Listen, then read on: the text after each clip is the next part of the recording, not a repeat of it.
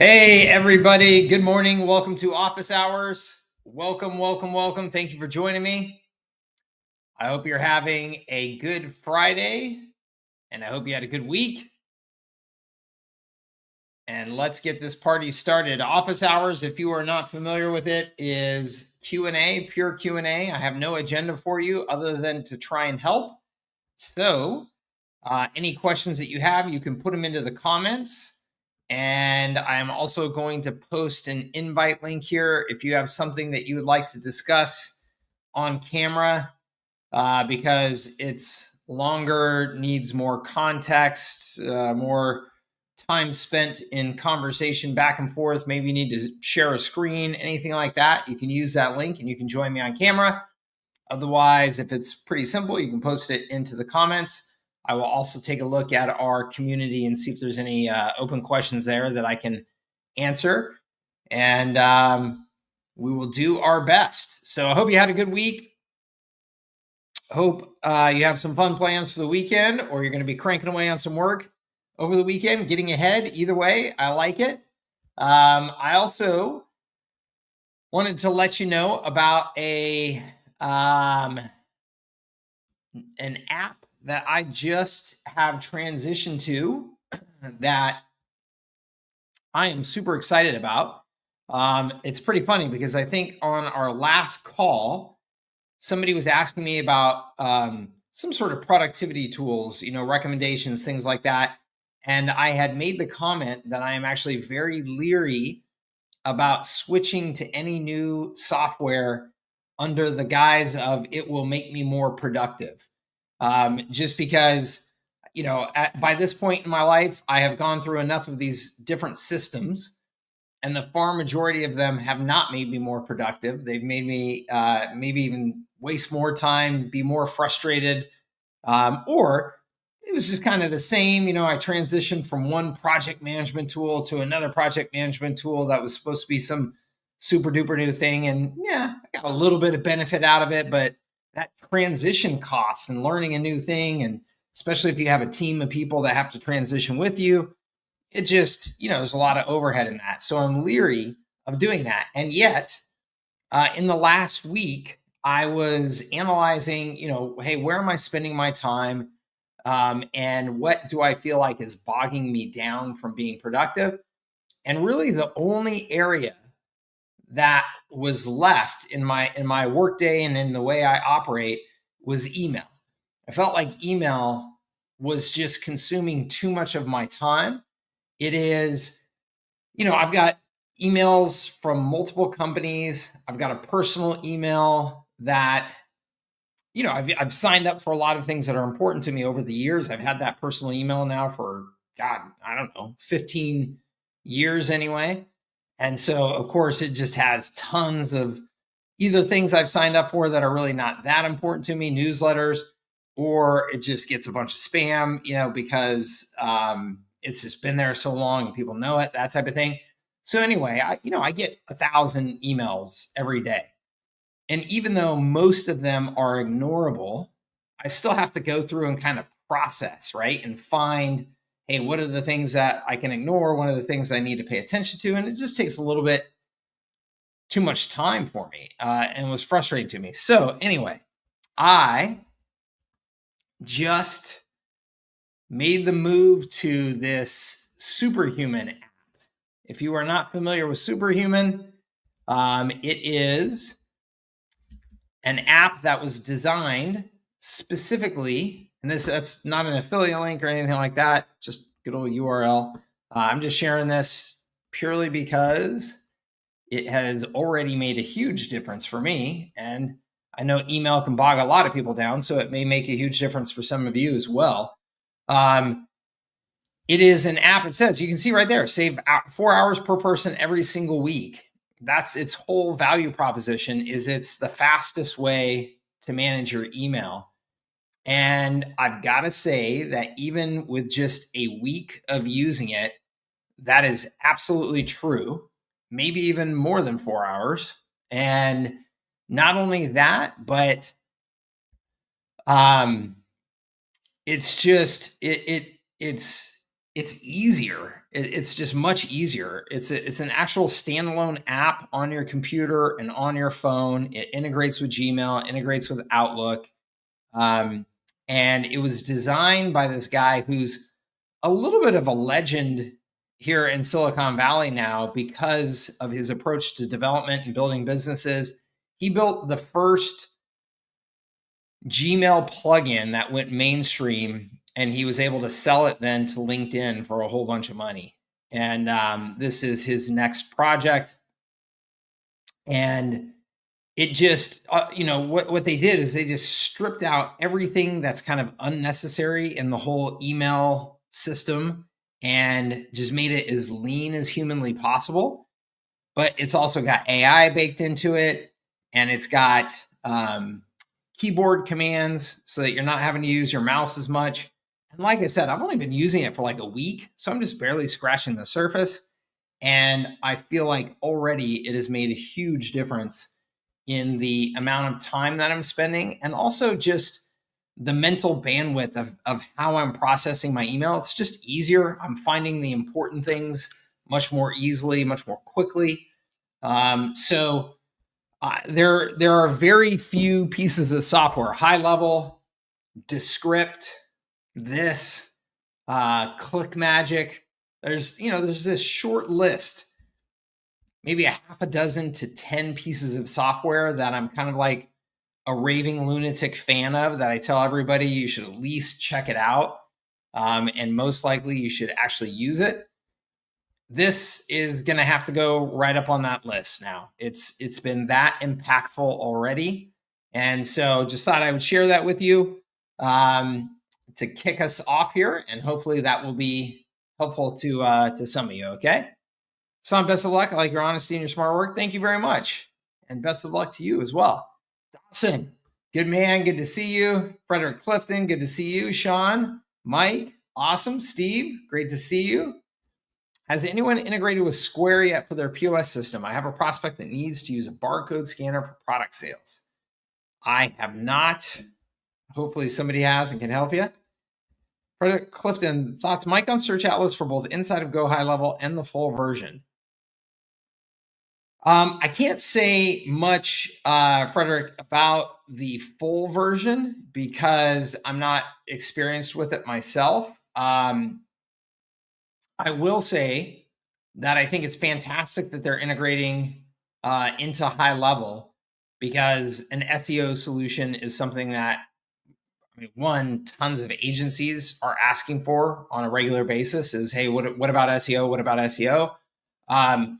The reality also is, I think that in order to do SEO for small businesses at an effective price point, it's got to be tools based. I think if you're relying too much on somebody being an SEO guru and putting in manual effort to get you ranked, most small businesses just can't afford to pay for that. So I like that it is a tools-based solution. It has a very good reputation. I think that's a really nice offer to be able to include in your toolkit, as long as you go through and understand, here is exactly what I'm going to offer around it and how I'm going to execute on it. Because I think SEO still to this day has, it's an interesting one, because it is so impactful when it's done well and gets results. And it is also, I think, so overhyped or over relied upon by so many agencies and businesses as like the solution to businesses' problems. We just got to get you ranked in SEO, and I think because of that over reliance and overhype, there are a lot of false expectations about it. And I think it's easy because of that you can go down this rabbit hole of trying to do all these things for SEO to try and improve somebody's ranking. When in my experience, like for their San Diego, for my media brand, and for, I would say, the far, far, far majority of small businesses, it's really just some basic blocking and tackling that you have to make sure that you're executing on. I mean, like most things, right? I mean, most small businesses are not doing anything to optimize their website. They're not doing anything to optimize, their profiles that are out there, their citations that are out there. And so the great thing about a tool like Search Atlas is it can help you make sure that those fundamentals are taken care of. And then I'm sure that it can help you do a lot more.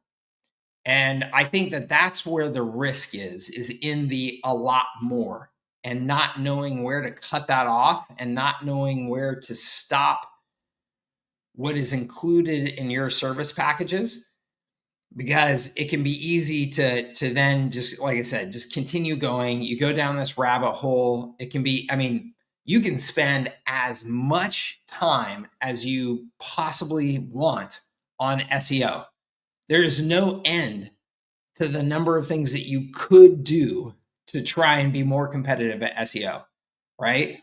And so, and that's not really true with like Facebook ads or Instagram ads or whatever. I mean, it is if you were doing like really big e-com advertising, national, global. Yeah, you could always be testing more things. You could always be doing, more, spending bigger budgets, running more campaigns. With small business advertising, there's only so much you can do and so much money you can spend. I mean, it very quickly becomes, okay, we're just throwing money at it. With SEO, I feel like it never feels that way. It always feels like, well, I could publish another blog post. I could do another piece of content. I could optimize all these images. I could do all these things.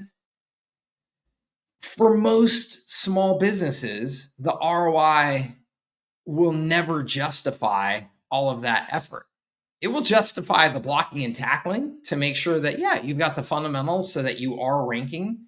And so I just think making sure that you understand in Search Atlas where to draw those lines in terms of what you're offering. And so as an example for their San Diego, I've been using Neil Patel's SEO tool now for the last 2 years. And that was the first time that I took SEO seriously at all for their San Diego. Prior to that, it was all just paid ads. It was all just paid ads and my newsletter. I didn't really care about the organic, which was stupid. But I was just not an SEO guy. And so I got Neil Patel's tool and just started doing the basics, just the basic blocking and tackling. And it gamified it really nice and said, hey, here's all the things that you're doing that are really stupid. Fix those. Here's all the things that you should be doing now to optimize on a regular basis every time you create a piece of new content. Okay. Our organic traffic like tripled within 6 months. So that's great. That's awesome ROI for us. And that would be awesome ROI for any small business. And then you could, like I said, continue to go down that rabbit hole beyond that. And I would just be very careful with that. Okay. So I hope that helps you, Frederick. Not sure if that's exactly where you want to go with that question, but that's my 2 cents worth on it. I think, I mean, from all I've heard, it's a great tool, great reputation. I have not played with it myself, personally much yet, but I will certainly do so. I'll probably switch it over to that for their San Diego going forward is my guess. You bet, Lisa. Good. I think you will like it. It's as I said, it's a standalone app, and so it's keyboard commands. I mean, you can still use your mouse if you want to, but the fast way to move through things is with keyboard commands. That takes a little bit of getting used to for me. I'm not used to using keyboard commands for anything. I don't know why. I'm dense. I have a hard time remembering them often, and so. But I found, there's just like 5 keyboard commands that I'm using all the time in there, and those 5, that's easy to remember, and I can just hustle through things quickly with that. So I'll be curious to hear your take. I hope it's good for you. By the way, I should say it's not cheap. We're used to like our email clients essentially being free with Gmail, stuff like that. Although if you're using the business Gmail now, they're charging you whatever they're charging per person now. I can't remember. I just got the bill. I saw their price increases recently for my team, and I'm like, sheesh, I'm actually paying a decent amount of money for that. The Superhuman app, I think, was like $350 for the year. I can't remember. So it's not, it's not the cheapest thing. But my calculation was, okay, if it saves me literally an hour, well, $350, I consider my time worth well more than $350 an hour. So I went for it, and it has easily been positive ROI. At this point in time, what are the 3 best services to get your first sales and customers and go high level? That's a great, it's a great question, because it's a very frequent and common question. And there is so much that you could offer through HighLevel that you do need to narrow down on some things. But it's also a bad question, because it assumes that there is, to some degree or another, these magical services that small businesses are just gonna, leap into the boat, right? Which is not the case. That being said, I think the services that are exciting right now, that are easy to put together a value proposition that is very attractive, anything to do with AI.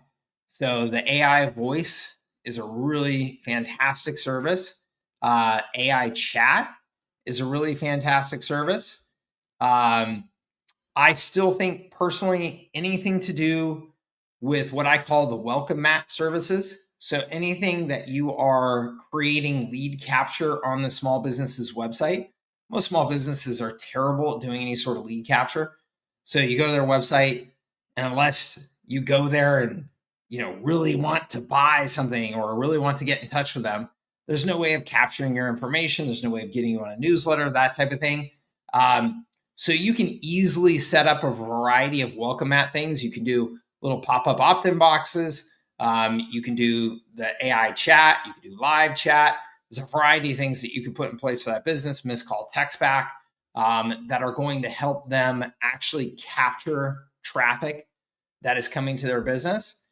So that's a good one.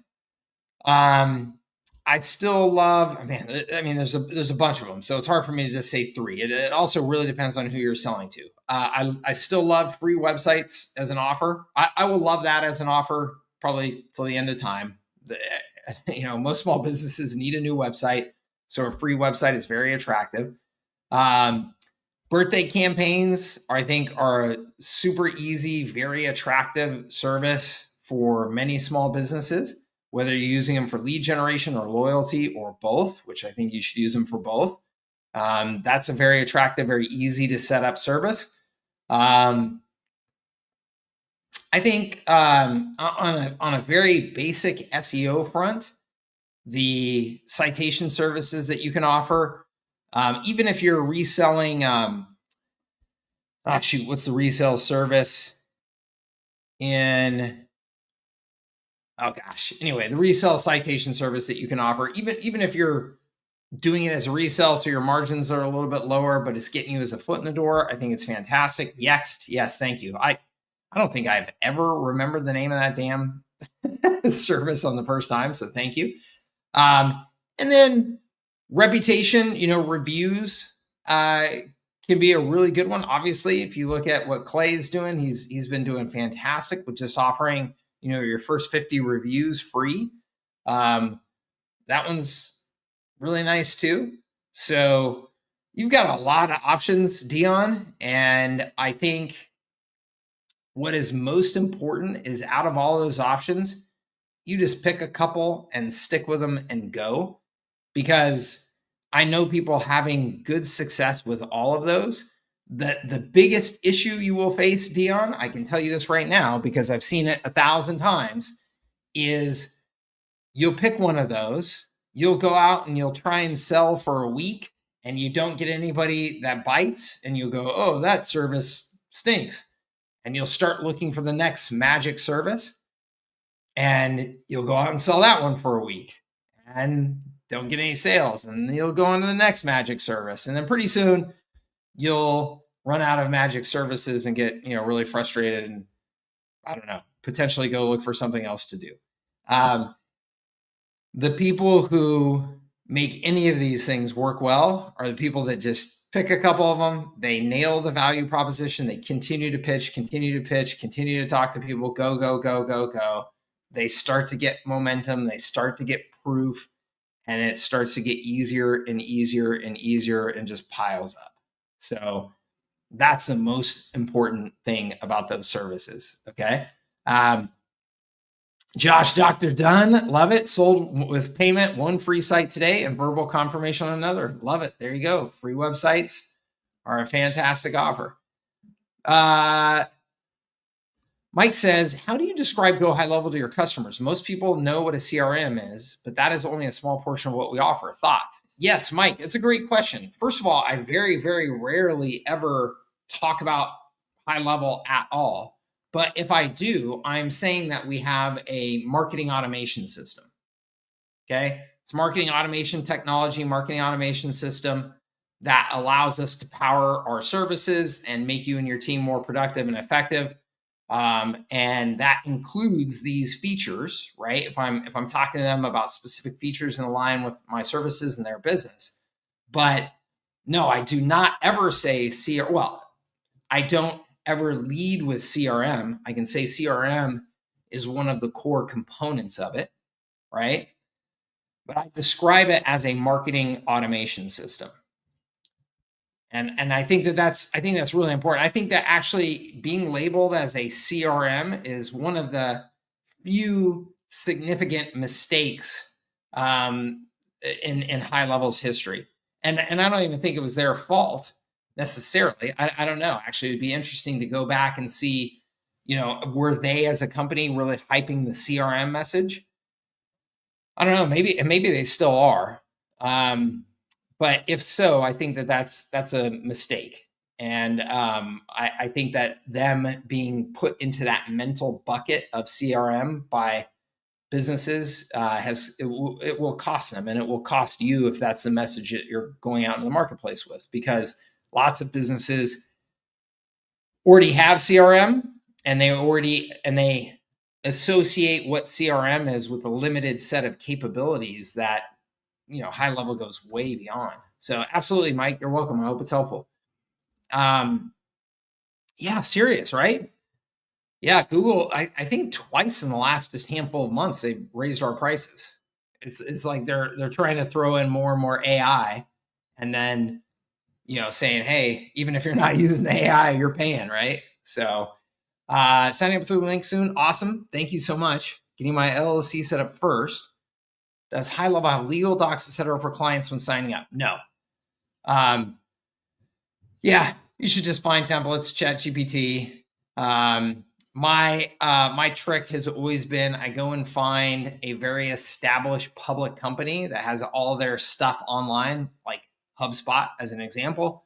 But even High Level as an example, when you go through the sign up process, they're going to have a terms of use that you have to sign, copy and paste all of that stuff, put it in a ChatGPT, say, make me a version of this using my business name, identify any potential weaknesses or problems. I'm operating in this state, things like that. You'll get a long way and save yourself a lot of legal costs of dealing with lawyers. But also you can find, there's so many good template sites out there now, legal template sites. So yes, I would absolutely do that. I would also not let it slow you down. I think, it's great that you're getting an LLC set up and you're thinking of these things, but also just understand it's going to take you a little while to get selling, right? And that's all administrative stuff that you can do while you're setting up High Level, while you're setting up your services, your website, your sales funnel, while you're learning. So don't get too sequential about admin stuff first and then getting going with High Level, because I would hate for you to delay your sales activity any longer than necessary. Okay. This is StreamYard. Yes, David. What's better, selling SaaS or affiliate revenue, and why? And what's the fastest way to make the most? I'm assuming CAC. Well, David, I think that they're both great. For me, selling affiliate revenue obviously is fantastic, but the reason why is because I've been training agencies for 15 years probably. And so I already had an established community. I already had tens of thousands of people on my email list. I already had a bunch of content, created. I already had probably 50 different courses that I had created, training how to sell to small businesses, how to service small businesses. So I already had a huge head start in generating that affiliate revenue. So if you do not have any of that as a foundation and you're just going to focus on affiliate revenue, you can absolutely still make it work. There's lots of really, really great people out there doing an amazing job, doing much better than me now, at selling affiliate revenue. But they typically have some affiliate marketing background, the ones who are doing really well. So they know, they're really good at all of the mechanics of how do I get a large number of eyeballs very cheaply, right? They're really good at getting 75,000 views on a YouTube video or TikTok or whatever it is. Or they're doing the affiliate thing as a side hustle to doing the SaaS thing, right? They're out there getting customers and then getting small business customers. And then they're immediately recording a video saying, hey, here's how I sold that free website. Here's how I got those free reviews. Here's how and so that affiliate sales becomes the side hustle of their main sales. And then very often what happens is the affiliate sales grows even faster than the main small business sales. So they're both awesome. And I think it really just depends on where you are with your experience, your knowledge. If you're saying to me, I've never been an affiliate marketer, I don't have any real experience in getting traffic online in any significant volume, and you're saying, I'm just going to go focus on affiliate revenue, I would say, good luck. Not saying that you can't make it work. I'm just saying that you got a lot to learn and you got an uphill battle, and there's a lot of affiliates out there already. If you're saying that you've got really no experience in either of these things and you're just trying to get going, I would say start selling to small businesses as fast as humanly possible, get some success, and then document and share that success. And have your affiliate link up there every time you document and share that success. And if you do that, you will start getting affiliate sales. And then then you'll have the experience to start making some decisions. Okay. Oh, awesome. Keith, who it looks like may come on here in a bit, says, I just got my first customer, the pest control business owner who was treating my house. I ran the prospecting report and pitched the core services. Crazy. I'm not even through the fast start videos. That's fantastic. That's the way you get it done right there. Congratulations, Heath. That's amazing. So the Trading says, Mike, started my agency 2 months ago with decent success. Also, Kai Stone says, hi, he's my mentor. Oh, I love it. Fantastic. Say hi to Kai for me. That's a good mentor. You're in good hands. Jacob says, extendedly GHL Pro Tools, your thoughts on support system integrations. I think they're both really solid options, Jacob. I have worked with Extendly some. I don't actively work with them now, but I think they're good at what they do. Really good people. Same with Pro Tools. So I think you just got to kind of go and test them out and, see what you think is the best fit for you. But I think that they're both having really great success in the market. So I think you're in good hands. Thank you, Dion. I appreciate it. What's the number one reason most agencies selling low ticket SaaS or service bundles fail to scale past 5K a month? Oh, this is an easy one.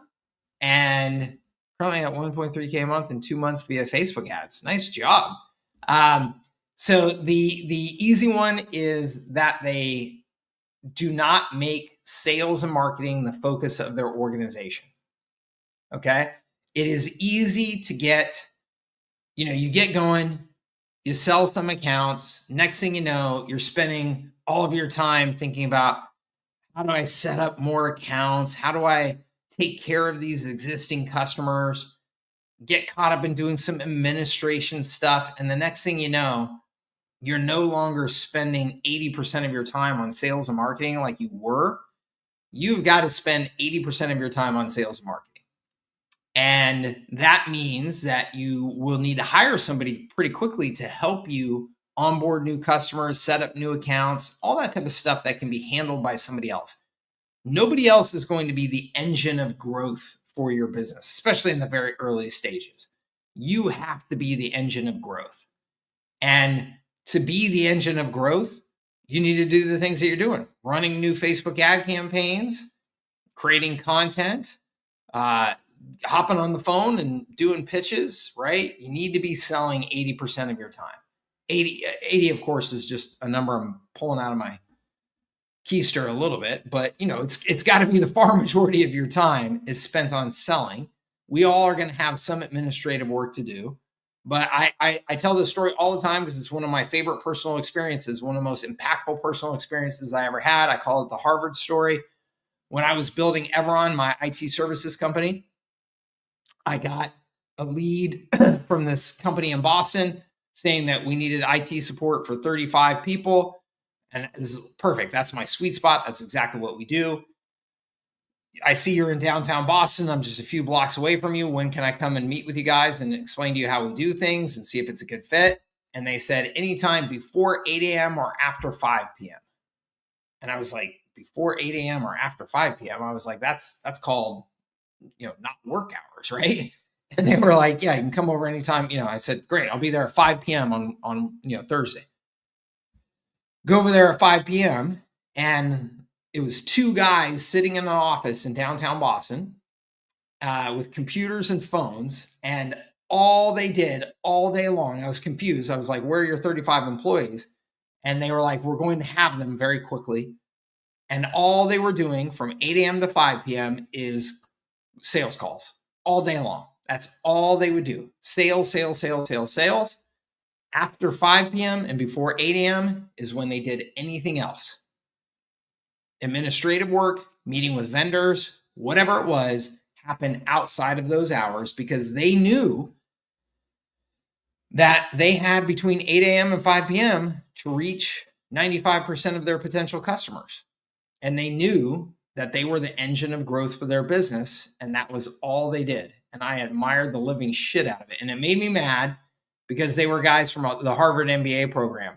And in my mind, I like to make the Harvard MBA program guys as the snotty guys who weren't really willing to do the gritty, dirty work. They just got the easy, high-paying jobs.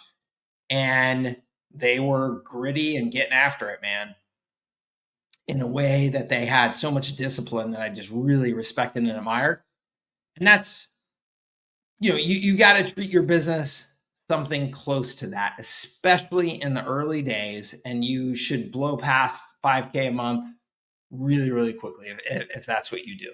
Okay. Hope that helps you. Keith, I love it. It's just so awesome. So good. I love you taking advantage of every opportunity. That's fantastic. Good for you. Would you recommend cold calling as the number one for leads getting started? And if not, where would you go to get your lead list if your lead list was wiped out? So Dion, if you just post inside of the HighLevel community on their, in their community, or you go and look at the HighLevel marketplace, there's a whole bunch of services out there for very cheap that will populate your database with whatever number of, and they're not leads, okay? They're suspects. To me, a lead is somebody who has expressed interest in your services. A suspect is a database of business owners' names, phone numbers, emails, how long they've been in business, all that data that anybody can buy. You can buy that for dirt cheap for any industry now. And they look like they could be the people who will turn into leads if you can put something enticing in front of them, but they're not leads. They're just suspects, okay? So those suspects, again, you can buy those from any number of sources, but there are a bunch of them in the HighLevel marketplace that integrate directly with HighLevel. That gets you fresh data fantastic. Okay. But then you actually have to get those people interested and turn them into leads. You can do that through cold calling and cold emailing. It's nice and cheap. It's also the worst marketing in the world because it's cold and nobody wants to be interrupted. Nobody wants to be bugged by your phone calls or your cold emails. I personally never answer the phone from anybody that I don't know. And I hate getting cold emails and I ignore all of them. So it sucks, but will it still work? Yes, it will still work. Okay. But the best way by far is to add value, to do marketing, create content that has value, run some educational webinars, create some videos, create some blog posts, put them out there, promote them, and keep doing it. Attract people to you instead of chasing, right? That is by far and away the best way to generate leads. It takes more effort. It takes more, it does take more effort. I think this is one of the big misconceptions. Cold calling is the highest effort, lowest return activity you can possibly do. But people do it because in their mind, they make it easier than having to do the strategic work of creating good content. They just, I can just pick up the phone and dial. You can't. It's kind of a caveman, modern caveman activity. Yes, you can just pick up the phone and dial.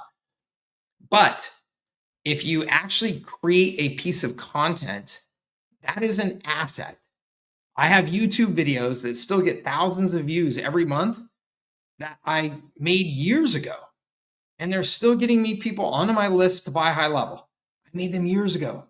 It's an asset that keeps working for me. Okay. If you take that same approach, you will create a bunch of assets out there working for you instead of just having to dial for dollars. If all you do is dial for dollars, you will be dialing for dollars 5 years from now. And the day that you stop dialing for dollars, everything stops because you have no assets out there working for you. That's it. You're done. You traded your time for money. And when you stop trading that time, you stop making more money. So it is a short-term Band-Aid at best is the way I would think of cold calling and cold email. Okay. But to get going, sure. That's awesome. Portugal Carlos here. Why Kixie would be helpful. Okay, Kixie. So following up on the advice I just gave to Dion there, Kixie, if you are going to do cold prospecting, you are absolutely insane if you do it without Kixie or without Phone Burner. Kixie is my recommendation by far. I sent an email, I think it was last week, 2 emails out promoting them. Because if you are going to do cold prospecting, it is ridiculous not to use Kixie. What Kixie does is it takes the whole cold prospecting process and it uses technology and AI everywhere that it can to make you more efficient. So let's say you sat down and cold called all day long, just using your phone, making dials, traditional way. If you're lucky, if you're ambitious and you're really committing all of your time to it, you'll get like 100 dials in. Okay. With Kixie, you'll get like 400. And you'll save time on updating your records in HighLevel with the fact that you called them, that you left them a voicemail. The next follow-up will be automatically scheduled. All the things that will make that whole process much more efficient and therefore much more effective and productive will happen through Kixie. So if you're going to cold call, if you're going to cold prospect, do not do it without Kixie. Kixie, there's 2 reasons why I really recommend it now over Phone Burner, which I use for years and years. Kixie natively integrates with HighLevel, which is a big deal. And second is they have this dialing technology that's awesome. So they will dial 10 phone numbers at the same time, and then they'll use AI so that whoever picks up the phone first, you'll have a conversation with them, and the other 9, they'll just automatically hang up on. And they'll do it from a number that's a blind number. So the company won't know it's you that called them and then hung up on them. So that's pretty damn slick. So really, it's really multiplying the number of people that you can call in a day in a huge way. Sorry for so many questions. Not at all. That's what it's all about.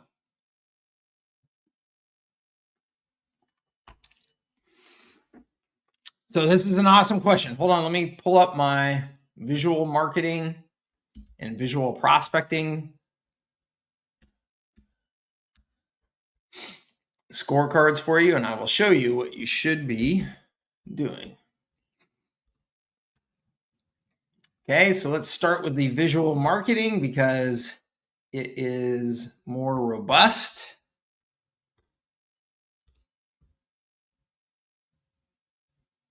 Oops, sorry.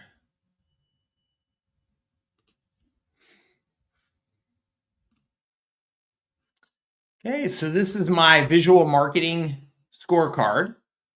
And this is, if you ask me, hey, Mike, what is my ideal marketing mix of activities over the course of a month? This is it. Okay. And you're going to notice there's a lot of shit on there. You're like, Mike, I'm going to do all of this. You're going to keep me this busy? Yes, that's exactly the point. If you've got 80% of your time spending on sales and marketing, you should be really busy doing sales and marketing. Okay. Yes, this call is being recorded. This call, all these office hours calls are immediately available as replays on my YouTube channel immediately following the call. Okay. So this is just being live streamed to YouTube. So it's always right there. So this is the mix that I would recommend. Let me explain this. I think that you should do a webinar every month. Honestly, it would be great if you did 2, 3, 4. You could fill in all these weeks. You could have a webinar every stinking week. But in the beginning, especially if you're not, if you don't have a list, if you haven't built up your visibility, you're probably going to have a hard time getting people to a webinar every week. Like that requires a lot of work. So if you did one a month, that would be fantastic. And then if you also did some sort of in-person lunch and learn once a month, that would be really fantastic too. So you invite 10 business owners to a lunch. You say, hey, I'll buy you lunch. I'm going to give you a presentation on 7 marketing strategies you should be using to grow your business in 2025. You're going to say, hey, AI is changing everything. It's, you got to stay up on this stuff. Come and learn from us. We're going to share with you what we know. Get 10 business owners there. You do your presentation. You wow them with great content. And then afterwards, you make a special offer for your services. Okay. Both of these things are fantastic ways of putting value out into the marketplace and great things to be marketing all the time. Okay. You should be sending a weekly newsletter that's got good value-added content plus an offer. Okay. So newsletter content plus an offer, great articles. And then at the end, it's got, and if you would like to get started, we have a free website offer for the first 10 people to respond or whatever, right? Pericles, or however you say this, funny guy. How the fuck is that a scorecard? Looks like a bingo card for a second grader. Yes, it looks like a bingo card for a second grader for a reason, because Pericles, I've managed a lot of people, and I can tell you with 95% certainty, that is what you need to keep your ass in gear every day. So the simpler, the better. And in fact, I could write a book, and somebody may have already written a book on this, that everything you needed to know to run a company, you could learn by watching a kindergarten teacher for a day. Because kindergarten teachers have to corral all these kids that are endless energy, no attention. And the way they do that is very simple, colorful things on the wall that say, go check your box over here and whatever, right? And by doing that, you can keep 30 kindergartners actually doing what they're supposed to do. It's the same thing with running a business. Okay. So, and Josh says, I'm set then. I'm married to one. Awesome. So what you do, yes, you hang this on your wall. And when you do the activity, you put a little red X over it. And then the next month, you put another one up and you put a little red X over it when you do it. So that's exactly the point. Simple, stupid simple. Okay. So then to continue, you would be publishing some content. So down here, you can see content post, content post, content post, content post. So let's say that that's a new blog post or a video post, just at least one a week. Okay, that's it, one a week.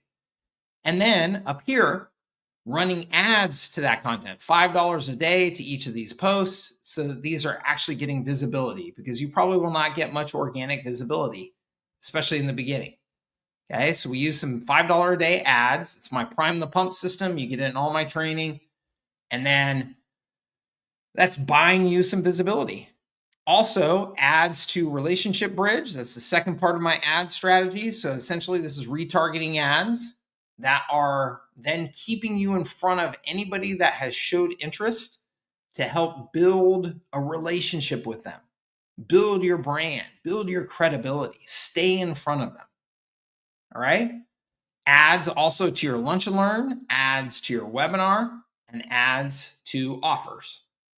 Okay. So if you have some ad budget, great to be doing all of this. All right. Going to at least a couple of networking events each month. You could go to one every week, in your local market. There's some networking event that you could be going to.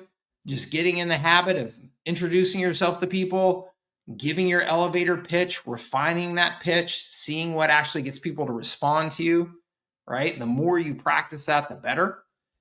And then SB, that just stands for social posts. Should be doing social posts every damn day, right? Sharing something about what you've learned about marketing, about some success that a business has had that you worked with, or just some success that a business has had, even if you didn't work with them. You could say, hey, check out this business. They're doing a fantastic job of getting ranked in the search engines. Here's why. I took a look at their content. Any small business could do this. If you'd like help with this, get in touch, right? So it doesn't even have to be an existing customer. You can just share some behind the scenes of what you're doing to build your business. Any of that is great content. But the point is, look at all this activity. And I would ask you all, what are you doing right now? Does it compare to this? Because if not, we've got some work to do. And especially in the first 90 days of building your business, if you push on this, push on getting this out the door, massive action, and build your processes and systems around, all right, how do I get all of this done? After 90 days, you're going to be in a pretty good rhythm. It's not going to feel so hard. And you're going to be able to continue doing this, okay, which is the point. Okay, so that's the marketing side of it. And then what's the prospecting side of it? Pericles, or whatever his name is really going to love this one. Really stupid simple.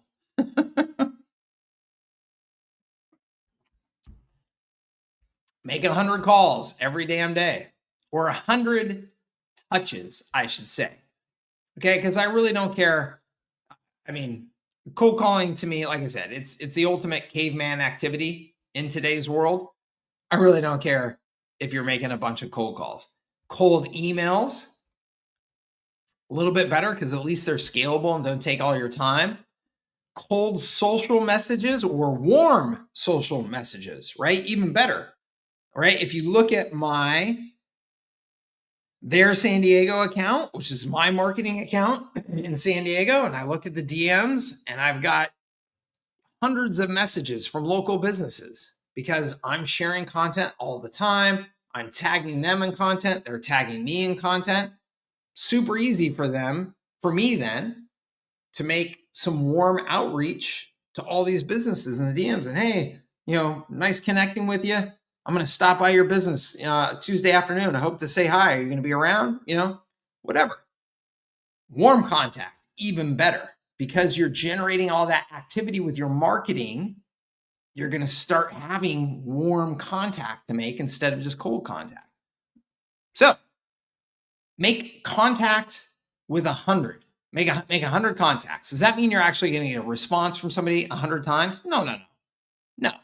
But you're reaching out to people 100 times. Could be a combination of calls, emails, social messages, rubbing elbows, whatever it is. 100 times a day. Okay, so if you spent the first half of your day doing nothing but marketing activities and the second half of your day doing nothing but prospecting activities, you would be doing more than 99% of the people in the marketplace, and you will grow your business. Period, end of sentence. You pretty much can't help but grow your business if you do all of that activity. Okay? It requires discipline, and it requires you fully committing to the fact that you are a sales and marketing organization. That's your job. And particularly your role as the founder is to be the engine of growth. Okay? If you're not being the engine of growth, don't expect the fish to jump into your boat. Okay? I hope that helps you. So maybe answering the SEO trainings that I have to get, but yeah, there's a lot of them in there, Heath. That's why we do these calls, so you can get some shortcuts. My target market is real estate and ancillary service providers. Is integrating IDX MLS data considered scalable? Yeah, I think so. I mean, I don't see why not. I guess the only issue, Heath, is I don't know the cost of that data. But I would think it's just a feed. And so if you were doing it on somebody's website, you could just add that feed to their website. I think that's a pretty nice, simple, easy thing to be able to offer that should be very scalable. Again, the cost is the question to me. Is that something that you would charge for? How much are you able to mark it up in the marketplace? Because I imagine it's a pretty commoditized thing at this point. Those are the questions I would want to get answers to. But I would think in the real estate space, I would think you kind of have to have a solution to have access to that data, because otherwise I think you're probably getting cut out in the marketplace by other service providers who do, is my guess. So that's awesome. Very good. Awesome. What integration is recommended? I do not know that, Heath. I don't know enough about that market. Sorry about that. What's the biggest results that you've seen or heard of in 90 days? Like 60K MRR was considered and great for MMR, for MR. I would have to say the biggest results that I've heard of are when Billie Jean and I launched our version of HighLevel SaaS. When we first got started with this, I mean, we went to over 100K a month in a couple of days. We did our launch and immediately went to over 100K a month. But that is that should not be expected by anybody. I mean, Billie Jean and I have been in this space for a long time, and in particular, he has a huge list. So that's, and is fantastic at creating an offer. I mean, all of those things, right? So nobody should expect that they're going to do that. If you're talking about, I'm a person just getting started. I have no list. This is my first time building an agency. In the first 90 days, 60K MRR? No way. No, I haven't heard of anybody doing anything like that. If they're truly a cold start. I mean, if you got to 10K a month in those first 90 days, that would be exceptional. I mean, that would be amazing, honestly. There's a company now. Sorry, let me just clarify. That's in recurring revenue. Can you get to over 10K a month in terms of doing the surge fees? If you follow my surge to SaaS approach, so the one-time setup fees and stuff, you can easily do that, because let's just say you sign on 4 customers a month and you did 5K setups. That's 20K a month right there. If you did $2,500 setups, which is a nice modest number, which is easy to sell, you're at 10K a month right there just in the setup fees. And then you're also adding the monthly recurring. Getting to monthly recurring of 10K a month by that point is hard, because if you're selling it, say $297 a month on average, $397 a month on average, to stack up that much recurring, you have to sign a lot of customers fast, right? That's super hard to do in 90 days. I mean, again, you're lucky if by 90 days you're getting some consistency in selling a few customers a month. Like that's great, because it just takes a while to learn this stuff, and it takes a while to get momentum, and you can't expect miracles. So yeah, absolutely. There's a company that offers tying in with HighLevel for IDX, I'm sure.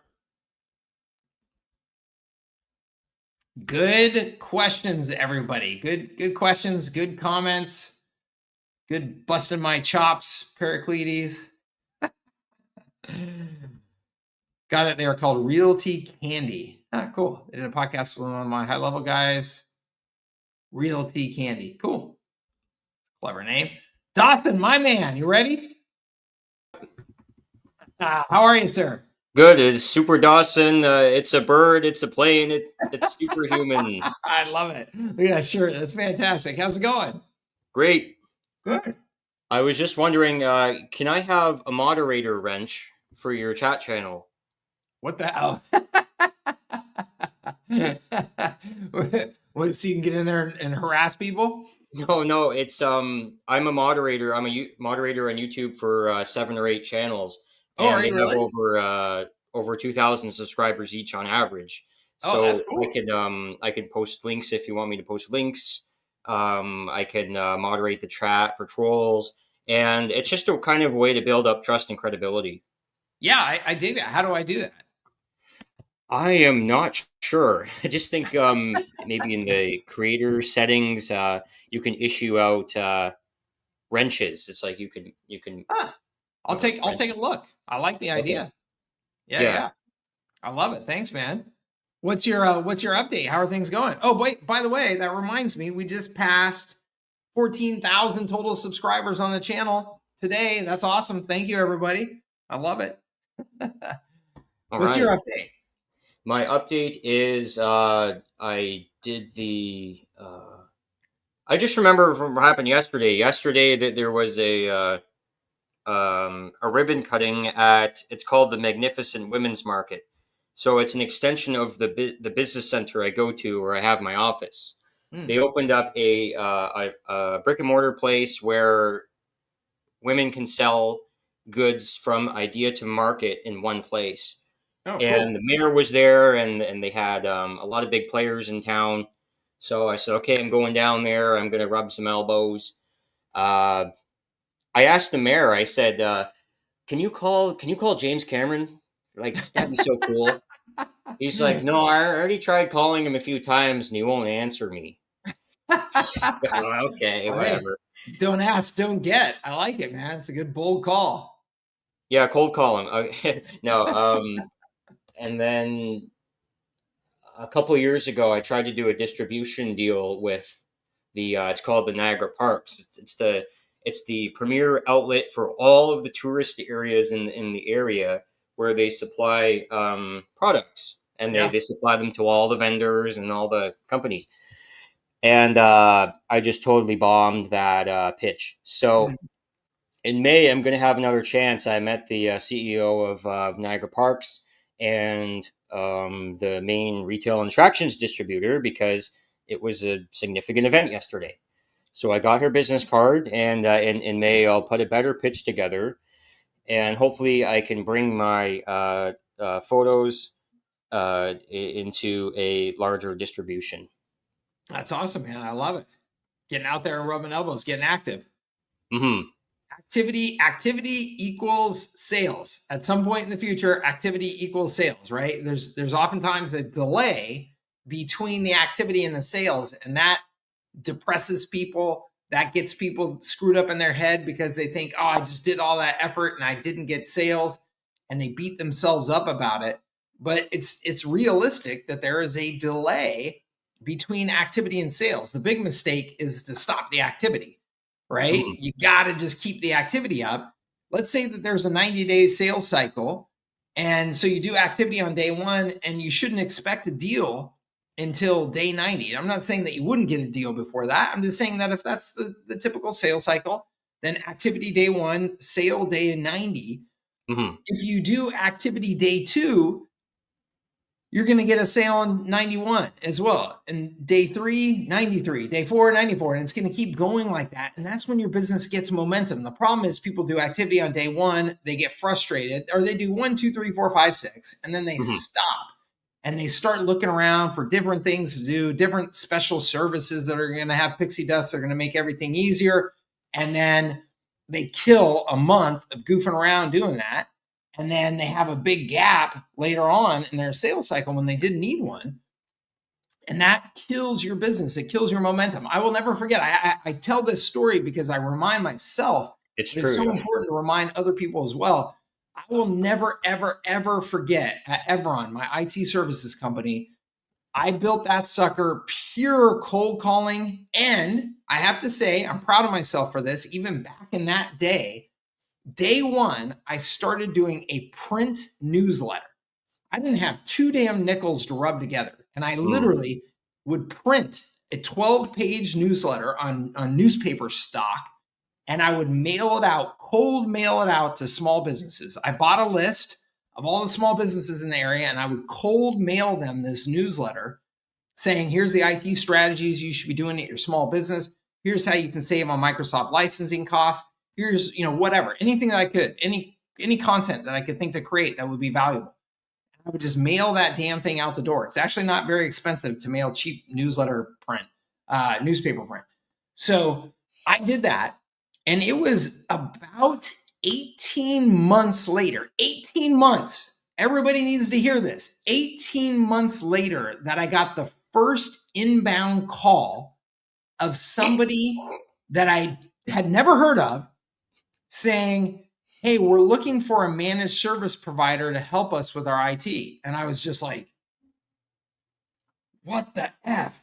I mean, 18 months.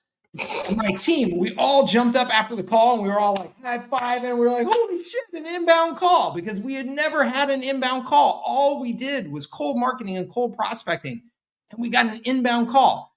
And I share that because it took us 18 damn months, people. And that business was on the list of fastest growing companies in America 3 years in a row. And all of that is to say, nothing special about what we did. It's just that it takes that time to build that momentum. But once you build that momentum, it was pretty wild, because it was like a week later, we got another inbound call. And then a week later, we got another inbound call. And pretty soon, it was like within 3 months, we were getting like 4 or 5 inbound calls a day. And it was like, holy shnikes, like that really picked up. And it picked up because it had 18 months of relentless activity feeding it. And that's the way it works. So you got to put in the activity. Congratulations on putting in the activity. Congratulations on showing up. That's right. You got to do it. You got to do it. And it pays off down the road. So hopefully James Cameron cold calls you here pretty soon, man. That's a good story. I'm really fired up right now. I'll just have one more to add on to that one, is that some of my cold emails and cold calls are being responded to and back, and in-person responses and contacts are being exchanged, and interest is showed, and some offers are being made too. Awesome. It just feels weird now. Like it feels confusing, because the last 18 months or whatever, I've been pounding the pavement, but it feels like identity shift or something. It's like, wait, why are you answering? Yeah. You actually want I me? can't Yeah, get that's my fantastic. brain around it. Yeah. Good for you, man. That's awesome. Well, it's paying off. Was there some kind of identity shift that you had too, or was it like, hey, we're actually getting calls back? Like, Oh, what's that? it completely changed the confidence of our company, not just for me, for everybody, for the whole culture of the company. It completely changed it. Mm. It was one of those things where all of a sudden we realized it wasn't going to have to be backbreaking work forever. What we were doing was paying off, and that there was demand for our type of services, because we completely changed the service model. We did it totally different than what was existing in the marketplace. And so the fact that the word was getting out about this is an option now, and businesses were learning that and were calling us to request it, it completely changed our sense of identity as a company. Absolutely. So it was a big moment. It was a real big moment. It was like we're gonna have a party. Yeah. Oh, definitely for sure. Yeah. Thanks so much. I took some notes today and Awesome. appreciate that. And hope Appreciate your you, my man. Thanks for being here. hope your quarter two is off to a good start. Yes, fantastic. Thank you. Okay. You as well. And I will look for that wrench, and I'll let you know. Look for the moderator wrench, and Yeah. let me know. Okay. Awesome. Thanks, man. Okay. Bye. Have a good one. Hi, my man. I see you back there. It's been a while. Give me an update. Look at you. What's up, Snow man? Scaling. I love Oh, that. scaling, baby. It's my second company. Can you hear me okay? Dude, I love that name. I can hear you okay. Yeah, and look at you. You're looking good. You're all cleaned up. Oh man, dude. Your boys burnt out, Mike. I need some advice, man. I don't know what to do. Uh-oh. Oh Lay it my on me. God, dude. If I have to get on one more sales call with a contractor, bro, I'm gonna jump off my fucking roof. I swear to God, dude. I swear to God, man. I swear to God. But yeah, Sounds dude. like it's time to hire. Yeah, dude. Yeah. So I was gonna ask you, man. Dude, I hired a CSM and he got like hacked. All of his shit got shut down. So I literally was like, all right, I'm not doing this. So like I shut down everything for like 2 months, dude. Stayed at like 27K a month MMR. Just literally just chilling for 2 months, doing nothing. Wow. Started that business. So I literally was, dude, monthly recurring revenue. For anyone that's like not sure about Mike's model, fucking G, dude. Literally so selling systems, not what do you always say? Selling systems, not services. Not time and talent. Yeah, time and talent. Yeah. I have that in my course that I just started. Yeah, don't sell your time and talent. Yep. I just I have the 3R system in there too. I'm like, all right, guys, shout out Mike Cooch, man. This framework is awesome as well. That's awesome. But yeah, dude. So I just had a question. So started back up, started running ads last month, signed like 20 clients, back to like about 29, 30K MMR. Nice. But dude, your boy's burnt, bro. I literally I'm seeing leads come on. I'm just like, dude, I just don't give a shit. Like, and like the funniest part is when I show up to calls now, they can tell I don't care. And it works so much. Works. It That's works. the best. Yeah, that's the best. That's the best way to sell. Yeah. But so just to give you like super rough numbers, so about 29, 30K a month. I'm spending about 5 to 8K on ads, and then 5K on a CSM, and then about 3K on all the other shit. Yeah. So if I'm not running ads, I'm spending like 7K a month. If I am running ads, I'm scaling about 1-to-1. So $300 cost to acquire, and then I sell 297. So same shit. But I'm wondering, what does getting a salesperson look like? And then I think you told me a while ago, get a salesperson, not a setter, right? So does that math even make sense? And then my LTV's around 2,300, and then churn rates between 10 and 14%. Okay. So that was a lot of numbers. Yeah, the most important things that you're telling me in everything that you just said are your LTV and your churn rate.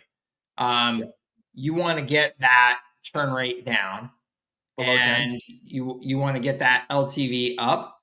Those are not horrible numbers, but they're not great numbers, and they're hard to invest too much on the sales and marketing side of things. I don't know if they're right though.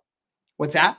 I'll be honest, I don't know if they're right, because what happens with when you track LTV and churn just through Stripe, when you're onboarding new clients, you know this, but like the churn rate in the first 3 months is through the roof. Yeah. So I'm not even sure if these numbers are like correct. That's the thing. I guess I should probably figure that out. Yeah. So whatever that churn rate in the first 3 months is, that's a killer. Like if I were you, I would spend every free moment that you possibly can trying to figure out how you destroy that. Okay. How do I just crush that number? Keep 75% more of those customers. Okay. Because that changes everything about the economics of your business. The first 3 months of churn. Yeah, I'm saying any of that churn. Oh, I see. Yeah, Anything that if you're saying in that first 3 months the churn sucks, I'm saying I would do everything possibly I can find to figure out how do I keep those customers from churning. Okay. Yeah. Because that's always my fault for bringing on customers that are a bad fit. Well, that's the thing. There's going to be two sides of it. Your sales process isn't tight enough, and your onboarding and service delivery isn't tight enough, right? So you've got to go after both of those, and it is a combination of both of those for sure. Just based on the volume of customers that you're bringing on and how you're doing it, it's there's reality that you could probably kick half of those to the curb instead of signing them. And how do you track churn correctly? Because I'm realizing, like, now that I just said that and I just talked to someone yesterday about it, I realize I'm actually an idiot because like 2 days ago, my LTV on here was like $3,300. And then we just started picking up customers again. And obviously, like, some of them just don't make it even through onboarding. And now it's down like $1,500. So what's the math for tracking churn rate? And how do you not make all the numbers get messed up when you're scaling quickly? I guess. Yeah. So there's the fancy ways of doing it, which if you go and you look at like the VC backed companies, they do all these cohort models that are all fancy pants. I can't do all that. It's overkill. Yeah. What I would do is I would just look at what is your monthly churn rate. So what percentage of your customers leave each month? And then I would, and it's simple. How many customers do I have at the beginning? How many do I have at the end? Yep. Minus new ones. So take out the new ones. And then of those new ones that you're signing, I would track those carefully for their first 90 days. So I would take new customers, track them for the first 90 days and see how many of them are making it through that first 90-day period. Because if you're getting a high percentage of people churning in that first 90 days, which you probably are. Oh yeah. Yeah. So that's killer. That's just keeping you on a treadmill. And it's like the more money you're spending on advertising, the faster and steeper your treadmill's getting, but you're not really getting the benefit of getting ahead from it. If you can take that first 90-day churn and chop it in half, your business doubles. I mean, everything becomes easier. Everything becomes more profitable. You're able to put more money into advertising. You're able to spend more on customer acquisition, even if it's at a loss at first, to get the right customers, because they're going to stick longer. So I would focus like crazy on that first 90 days. You ever play Tetris, Mike? You know what that is? Oh yeah. So like the way that I think about it, it's like green blocks and red blocks, right? Green blocks are clients that just stay forever, and red blocks churn in 3 months. And the way that I see it, every red block that churns, they just get replaced by a green block, and eventually just the green blocks keep stacking. So, and it's true. Yeah. And it's true. Yeah. It's just an expensive pain in the ass way to do it. Yeah, dude, I know, bro. I'm so fried, Michael. That's why you're fried. Yeah, I mean, that's why you're fried, because you're desperately trying to bring more blocks in because you know a percentage of them are green. Yeah, but it's a good percent of them, but which is awesome. Which I mean, it'll as long as you have a decent percentage of greens, then cool. But you're going to continue to feel this feeling that you're feeling. What number do you want to see there? What number would be good for you to see, like, as far as, because I just started tracking everything really well, like at least churn really well since January 1st. So what number would you like to see on LTV, and what number would you like to see on churn? I would like to see, and I mean, your LTV is going to change dramatically just based on the time that you're in business. Because if you have customers that stick with you for 2 or 3 years or more, so my goal has always been, I want to keep customers for 3 years. Yeah. Like I want that to be like an average number. Anything over a year, you're generally doing solid. 2 years, you're doing fantastic. 3 years, you're printing money. Yeah. So, and then in that first 90 days, man, I want to see you bring that down to almost zero. And here's why. And you're like, you're wild for that, Mike. but here's why. Why did you bother bringing on a customer and going through all the effort of setting them up, onboarding them, all that, if they were just going to leave in the first 90 days? It means one of two things. They were never a fit, and you should have just kicked them to the curb in your sales process, and you didn't. And so you went through all this damn effort, and yeah, look at you. Or the second thing is that you're your onboarding and your initial service delivery is broken. Yeah. I mean, it's one of those two things. Neither of those things are good. It's definitely client choosing. Like choosing. Yeah, totally. If I brought on a customer for either, Everon, Kuten, any of those businesses, and they churned in the first 90 days, I'd be going, what in the world happened? What did we screw up? How did we possibly bring a business on? I know our value proposition. I know our service delivery. I know it's good. So if we brought somebody on in the first 90 days, they churn, we either made some really stupid promises in the sales process, and so we just overhyped some stuff, or we did a terrible job at qualifying, and there was a salesperson that was just like desperate to get their commission, and so they just were desperate to close even if they knew it wasn't a good fit. I mean, that's really it, because I knew our service delivery wasn't screwing up. Like we were tight on that. Yeah, but it's such a killer to go through all of that effort of getting to know a new customer, bring them on board, setting them up, having your team invest in them. Like all of that is just a giant waste of time if they're going to churn in 90 days. So you should just be all up on that, man. Superhuman, that company that I was showing, I don't know if you were on the call earlier when I was sharing. Yeah. Okay. Superhuman, everybody should go read. Actually, hold on, let me find this. So you want churn in the first 90 days to be basically zero, which I love. I love the enthusiasm. With contractors, never going to happen, but I can get it close. I can get it closer. Oh yeah, you're never going to get it 100%, especially at the pace that you're trying to grow. It's funny because what you just said, I'm just like, that's so true. And then sometimes I'll bring someone on that I think is a bad fit, and they're dudes who just pay me for years and years, and they're just like, yep, don't care, website. Yeah. They're not using half the shit, but they just keep paying forever, and they're just the easiest client. So I got to get better about judging that, I guess. Yeah, and like you said, you're never going to get there. You're never going to get exactly there. It's cool to shut down a company for 2 months though, and still just hit 27K, 28K without literally doing anything though. That was cool. Yeah, that is cool. Here, everybody should read this article, because these guys, again, Superhuman has become kind of a case study of how to do this stuff right. So they're only, I mean, like I said, I pay like $350 a year for their software. And these guys do a one-on-one personal onboarding as an option for every single customer that comes on board. Only $350 a year. Normally, I would say, man, even if it were $350 a month, it's pretty expensive to do a one-on-one onboarding with everybody, right? So these guys were doing it just for $350 a year. And they, at first, for like the first year of the business, it was mandatory. You had to do a one-on-one onboarding with them. Now they leave it as optional if you want to do it, because they realize not everybody needs it. But these guys have done an incredible job of figuring out how to bring customers on, how to keep them from churning, what are the lessons in their sales and marketing process and in their product process, everything to make things really sticky so that people stay. And it's all about lining up that value proposition with the actual delivery. I signed up for Superhuman because it said it would save me 4 hours a week. And I thought, well, shit, 4 hours a week, man, I'll take that. And what I found within the first week is it saved me at least 4 hours a week. So boom, I'm a customer. I'm a raving fan. I'm out here telling my entire community about it, right? That's the way growth really works. So if you really dial in, what's the value proposition? Are they getting that? Are they hearing that value proposition correctly? When I talk to this business, are they the right fit? Do they have the right expectations? Are they a pain in the ass?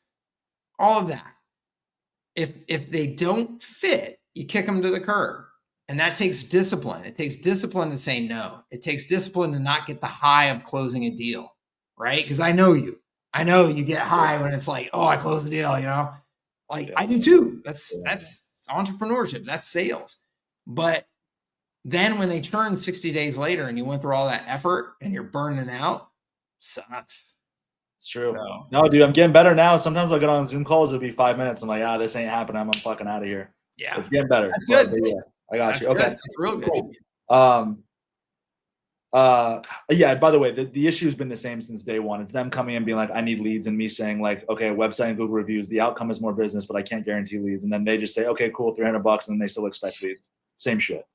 That's probably, I would guarantee that's probably everyone's problem with HighLevel SaaS, I would say. Yeah, because I mean, I have a coach now, and he was like, dude, the reason people fail with HighLevel SaaS is it's really hard to explain the value proposition properly. And it's true. Which is why you have to control that. That's why if you're just selling SaaS, it's tough. If you control that value proposition by carving out what percentage with content too. Yeah. And by carving out whatever percentage of that overall narrative that you want. The overall narrative of HighLevel is completely overwhelming. Yeah. But you can carve out whatever little portion of that and say, this is our value proposition. And then once you have them sold and activated on that value proposition, you can land and expand, right? You can say, hey, look, there's also these other things that we can do. Now that we have you as a customer, now that you're satisfied, now that you know that we deliver on our promises, here's other things that we could add. Where would you upsell that? Would you upsell that me on the sales call once they sign up, or with my customer success manager on the onboarding call? Customer success manager on the onboarding call and after the onboarding call. 3 months later, do a quarterly business review. Reach out to them. Hey, we see how things are going. You're generating more leads than you ever have. That's awesome.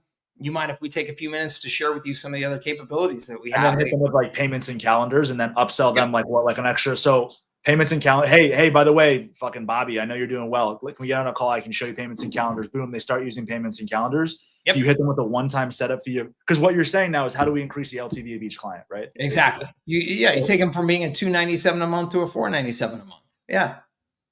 Okay. So you would add just recurring revenue there. Would you add like a setup fee and then recurring, and then be like, okay, now it's $497 a month for all this shit? I can't even believe you're asking me the question. You know my answer. Okay. All right. You're right. Recurring revenue at all times. All things recurring revenue. Yeah. My boy. That's why I keep telling everyone, dude. Everyone's like, dude, add like a $3,000 setup fee and like start running ads. I'm like, dude. I can't tell you, Mike, the amount of entrepreneur or like coaches who've been like, dude, like, why don't you just run ads for them? Like, dude, you couldn't pay me enough. I'm not doing it. My Cooch method or nothing, baby. Yeah. Exactly. Right, that's awesome. Last question for you, dude. How much, like with the math I just gave you, I have about $50K in the business bank account saved up. Yeah. That's awesome. With the closer, what is it looking like I'm paying them? And I'm assuming, like, I don't think it needs to be setter closer. I think it's a salesperson, like you said. And then overseas, because it's $297 a month, or do I have to get a fucking American? It's really hard to get somebody in the US now. Most smart software companies are recruiting their salespeople now from Latin America and South America, because the time zone's the same, accents aren't bad. They know English typically. So that's where most smart software companies are going now for that type of internal salesperson role. Can you still get them in the United States? Absolutely. You know that they're gonna need a base plus commission, and like I've always said, you want to be able to show somebody how they can make 6 figures. So you've got to look at the math of your model and say, okay, realistically, let's say, how many customers are they going to sign up? What can I afford to pay in commission? And then, how can I show them the math to get to that number? That's kind of, because if you're decent at sales, there's some company out there that's going to offer you a job where you can make, at least 100K. I mean, if you're not making 100K as a salesperson, you're not really good at sales, or you're just sticking in some dead end opportunity for whatever reason.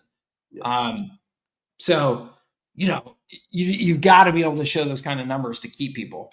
Even offshore? No. I'm saying in the United States. I got you. Okay. Yeah. Because I was thinking like 3K for offshore, 2K or 3K base. I'm signing between 30 and 40 clients a month when we're going hard. And I was going to give them $100 per close. That's like 3 to 4K in commission. So $100 per close. And then like a 2 or 3K base. So like 6 to 7K offshore, you can find someone pretty good, right? I'm sure. Yeah, absolutely. Okay.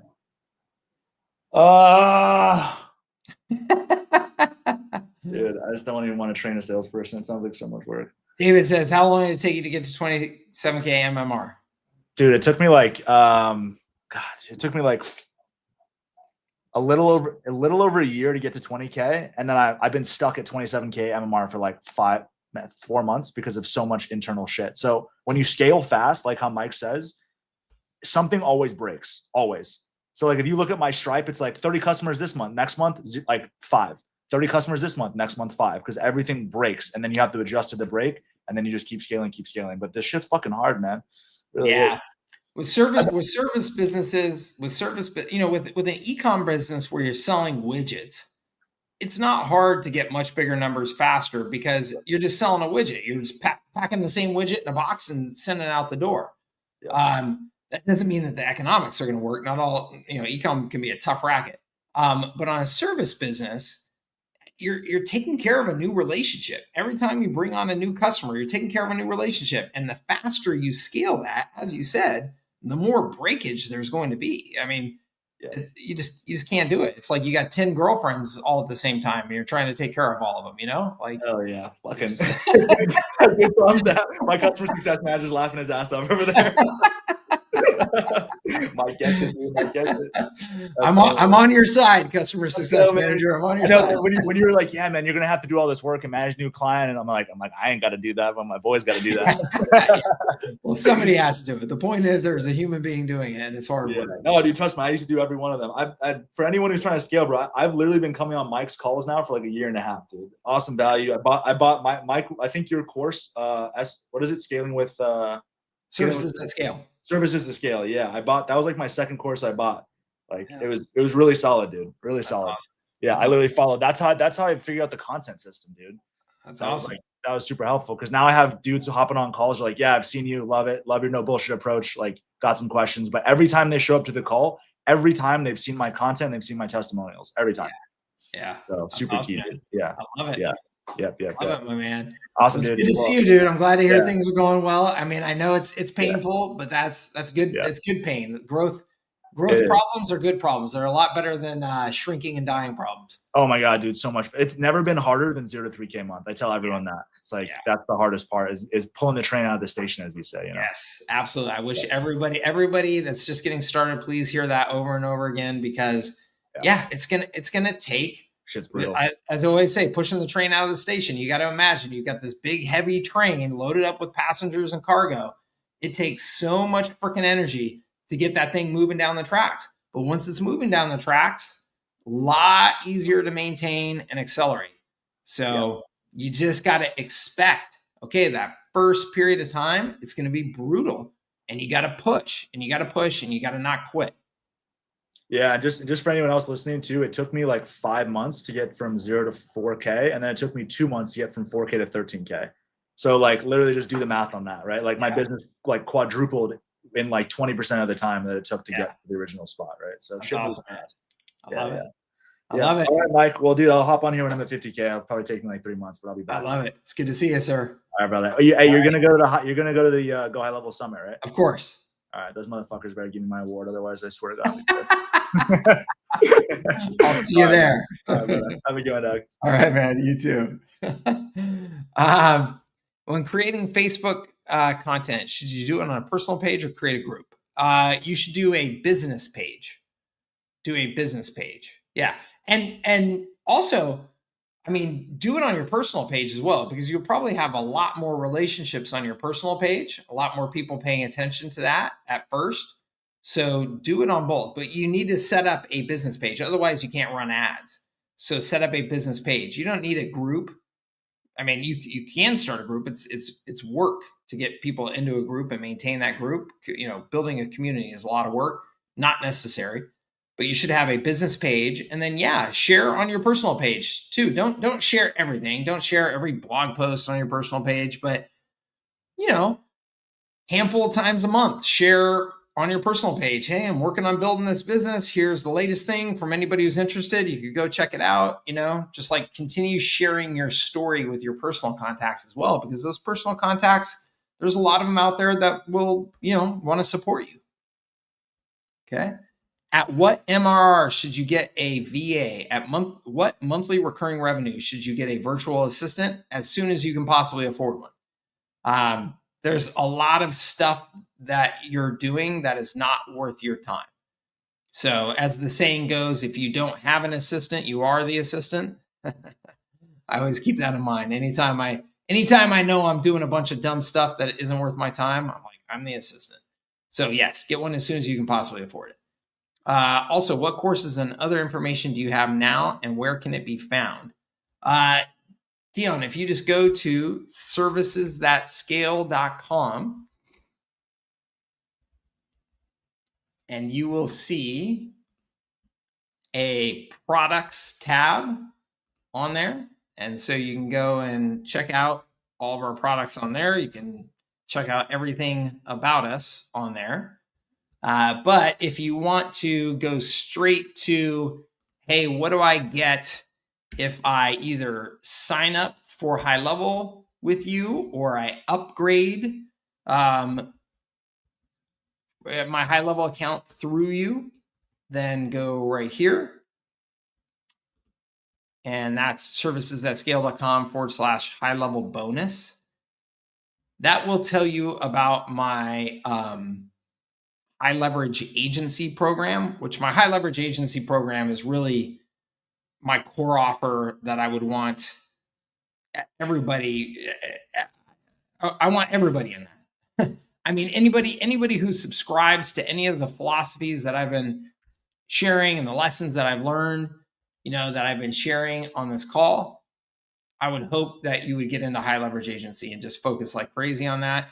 And if you wanted to learn more specifically about high leverage agency, you can do that here. All roads, just to be completely honest with you, everything that I just shared with you, they're all ultimately going to encourage you to sign up for HighLevel and encourage you to get into high leverage agency.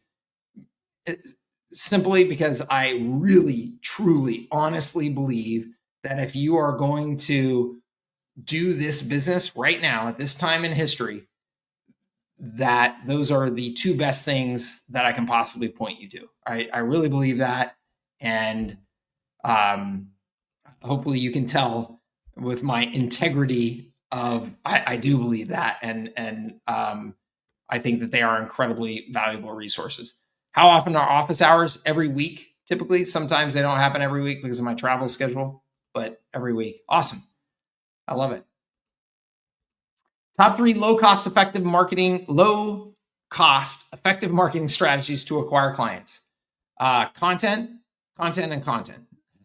Those would be my top 3. But more specifically, create good content. That could be blog posts, videos, webinars, newsletters. I would prefer that you're doing all of those. Put at least a tiny ad budget behind them to make sure people are seeing them. Okay, because getting organic distribution of your business content in today's world is very hard. So even if you're just supporting it with a $10, $15 a day ad budget, you can actually get a long way with that. Okay. And then, the third I would say is just doing good old full contact prospecting and selling, reaching out to anybody who's shown interest, going to those networking events, doing some cold emails and cold calls if you need to for a while, which you should. I mean, if you're just getting started, do everything you possibly can. Fill every hour of your day with as much activity as you can create. Okay, that's my recommendation. All right, awesome. Thank you very much. I hope to see you as well. Someone else, so I'm not sure if I'm able to go through yours, but high leverage agency. Yeah, if you can upgrade. If you're not at $497 yet, you can upgrade and get access to it. So you're probably fine. You can always just buy high leverage agency, but it's not the cheapest thing in the world. So I encourage you to get it through upgrading your HighLevel account if you can. Okay, and that's all on the sales page and on the bonus page there. It's got all the links to do that. Awesome, everybody. Thank you so much for your time and attention and being a part of my community. And thank you for your business. I truly appreciate you. I hope that you got some good value out of today's call. In between these office hours calls, you can post questions in our online community and we will do our best to get back to you there. And then I hope to see you on a future call here. Okay. Have a great rest of your Friday. Have a great weekend. Get out there and get after it. Take massive action. And we will see you on a future call. Okay. Awesome. Thank you, everybody. Take care. We'll talk to you soon.